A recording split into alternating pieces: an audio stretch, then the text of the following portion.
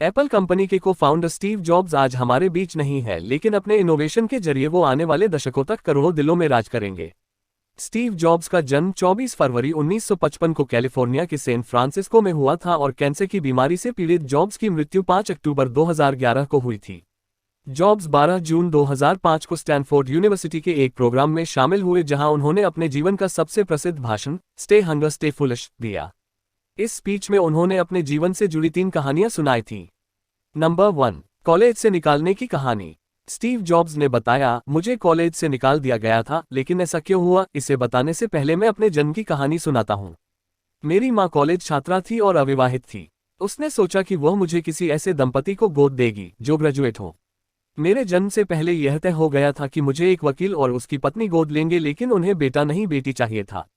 जब मेरा जन्म हुआ तो मुझे गोद लेने वाले पेरेंट्स को बताया गया कि बेटा हुआ है, क्या वो मुझे गोद लेना चाहते हैं, और अचानक वो तैयार हो गए।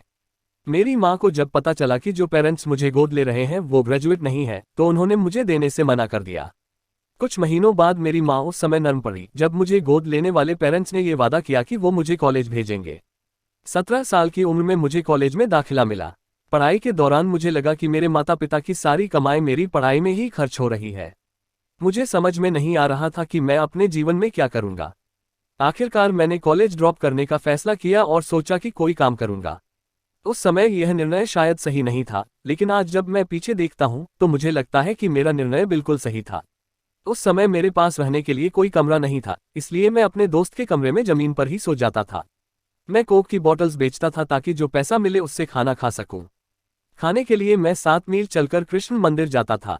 रीड कॉलेज कैलीग्राफी के लिए दुनिया में मशहूर था। पूरे कैंपस में हाथ से बने हुए बहुत ही खूबसूरत पोस्टर्स लगे थे। मैंने सोचा कि क्यों ना मैं भी कैलीग्राफी की पढ़ाई करूं।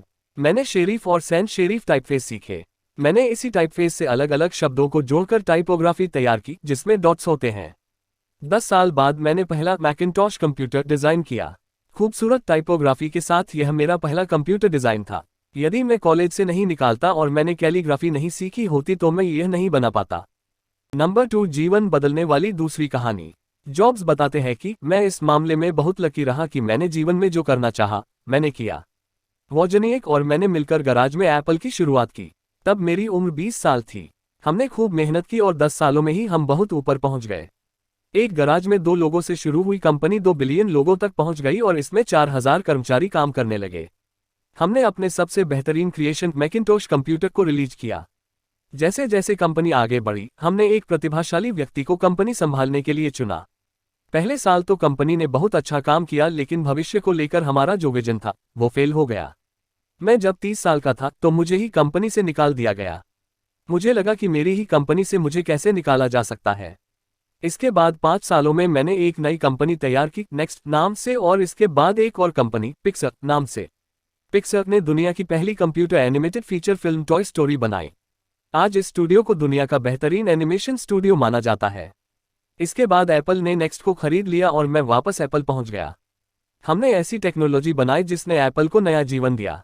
मुझे लगता है कि यदि मुझे एप्पल से नहीं निकाला होता तो मैं यह सब नहीं कर पाता। कभी कभी जीवन में ऐसे पल भी आते हैं, लेकिन हमें इससे घबराना नहीं चाहिए। आप अपनी मंजिल पर नजर रखें और आगे बढ़ते रहें।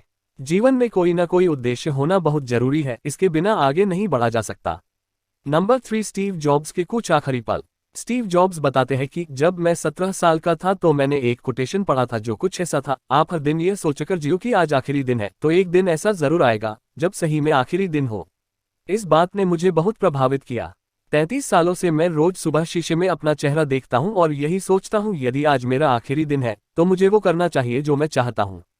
कई दिनों तक मुझे अपने सवाल का जवाब नहीं मिला। मैं जल्दी मर जाऊंगा, यह सोच मुझे जीवन में और ज्यादा काम करने की प्रेरणा देती है। कुछ साल पहले ही मुझे कैंसर का पता चला। डॉक्टर ने मुझे बताया कि मैं 3 से 6 महीने तक ही जीवित रह पाऊंगा। मुझे कहा कि मैं अपने परिवार वालों को अपनी बीमारी और अपने काम के बारे में बता दूं। मैंने अपना इलाज करवाया, सर्जरी हुई। अब मैं बिल्कुल ठीक हूं। मैंने बहुत ही नजदीक से मौत को देखा। कोई भी मरना नहीं चाहता, लेकिन मौत एक सच्चाई है जिसका सामना सभी को एक दिन करना है। तो दोस्तों, आपको स्टीव जॉब्स की कहानी कैसे लगी? अगर कहानी पसंद आई हो तो चैनल को सब्सक्राइब जरूर करें। धन्यवाद।